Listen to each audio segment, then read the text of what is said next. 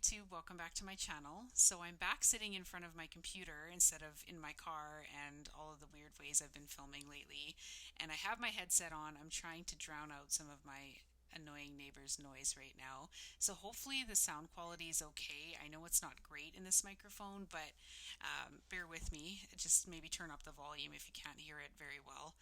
I wanted to make a video about battle fatigue because I feel like this this topic has come up a lot in my conversations with people, especially when I was coaching.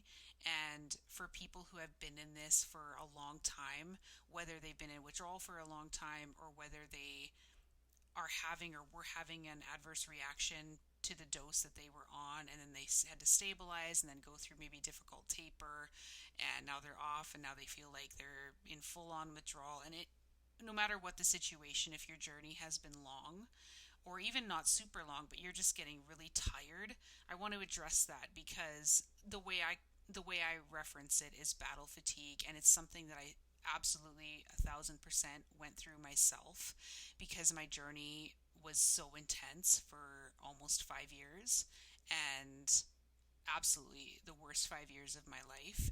And I became very, very tired. And one of the most difficult things about battle fatigue is your perception, because I've noticed, and I've mentioned this in videos before, where I think it's really important to have some outside source of reflection, because when you're just going through this whole experience in your head 24/7 for months or years on end, the way you're perceiving things is skewed, because you might say, and people will, if they think really hard, they'll be like, you know what, I am making progress, because they'll just say something in conversation, and then at that very moment will say, come to think of it, I could not do that 3 months ago or 6 months ago. So I know I'm improving, but why do I feel like I'm getting worse? Or why do I not feel like I'm improving? And it's because I believe this battle fatigue.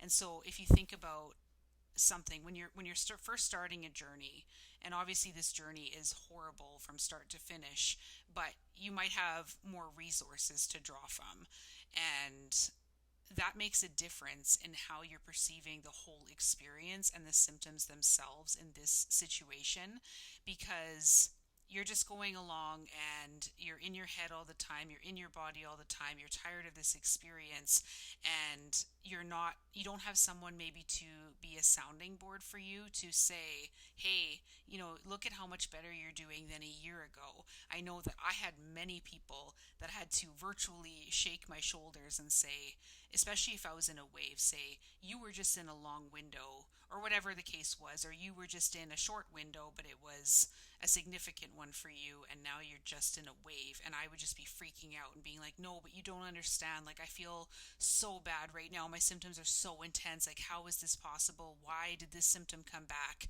And this shit's never going to end for me. And so I always had to have that reflection back. And so if you have people that can do that for you, I think it's really helpful. At least it was for me.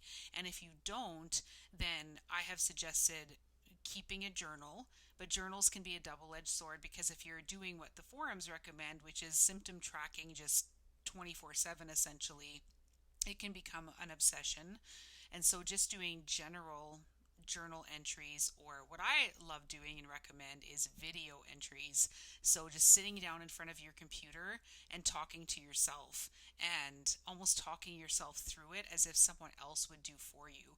Or if you're in a window, and you can give yourself encouragement that you can then listen back to say, hey, you're feeling well, here's how you're feeling today, and then watch that back when you're in a wave to remind yourself, because you get so stuck in the experience, you can't perceive those things correctly or objectively anymore. And this really can be helpful with the battle fatigue, because just like any chronic condition, and I speak as someone who's been diabetic for almost 27 years, you get tired. You get really tired. The day in and day out management, although diabetes is not the same as far as symptoms, it is, type 1 is an aggressive condition. It's very, very demanding and very draining. And I won't get into the details of that right now, but just for the purpose of explaining that with chronic conditions, there is a level of burnout and fatigue that's well known in the diabetes community. And in those times, there's huge online communities, and that's when you reach out and say, hey guys, I'm burnt out, like I need someone who truly gets it, who truly understands the day-to-day grind of this disease, to talk me off the edge, essentially.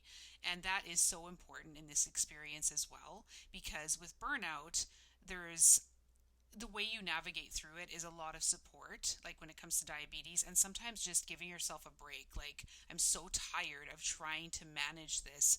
I just need to say screw it, essentially. Not to the point where you don't take insulin, but where you're just not, counting carbs and calculating the insulin dosages. How much am I going to exercise today? Where am I at in my monthly cycle? How stressed am I? How much sleep did I get?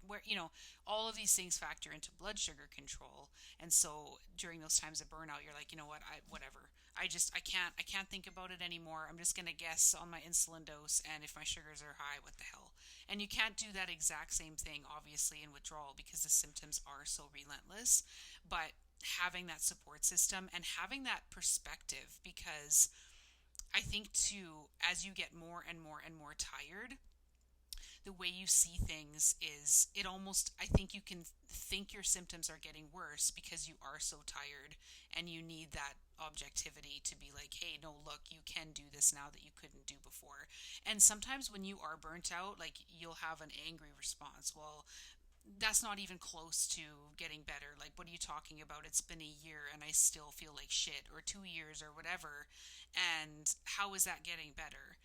And when people who have been in this a very long time and people who have recovered say that this can be a glacial process, that's the truth. And so, um, realizing that you're burnt out and you're fatigued is important, as far as, like, again, realizing that your perception is probably skewed. And even though your symptoms are getting better or you're getting less symptoms, you might feel like that's not the case because of how tired you are of dealing with this day in and day out. But I can absolutely tell you that you will feel better. Like, you will feel better, but it can take a long time.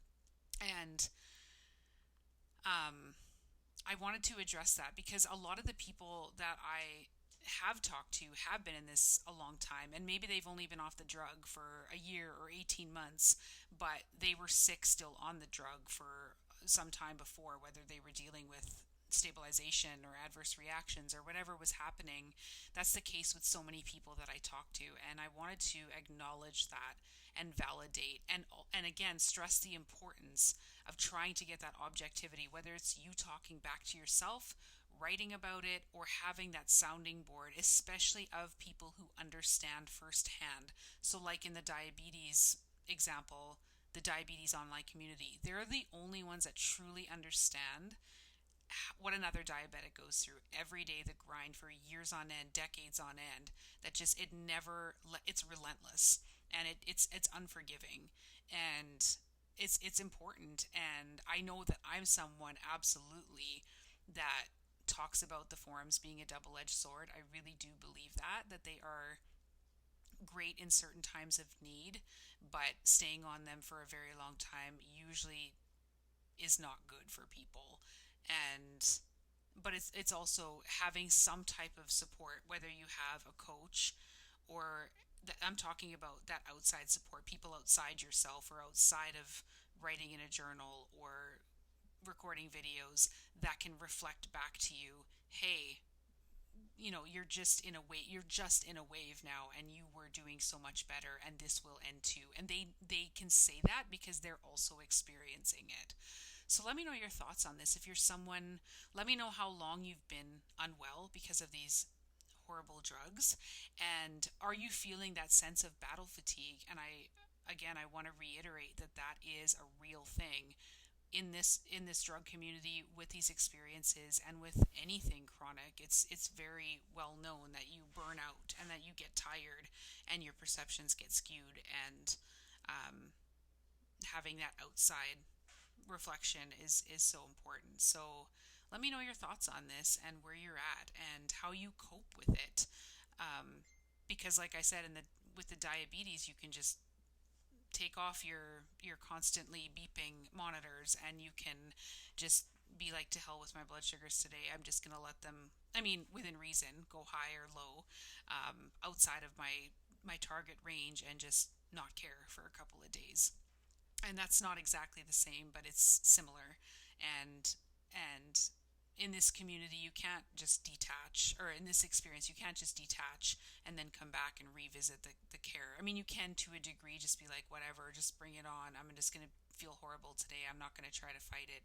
It's not quite the same, but it's somewhat similar. So, again, let me know your thoughts about this in the comments, and how you cope, and what your support is currently like, and whether you have those reflective sounding boards that can show you a little bit more objectively where you might be at in your recovery process. So, anyway, I hope this was helpful, and I hope you guys are doing okay, and I'll see you next time. Bye.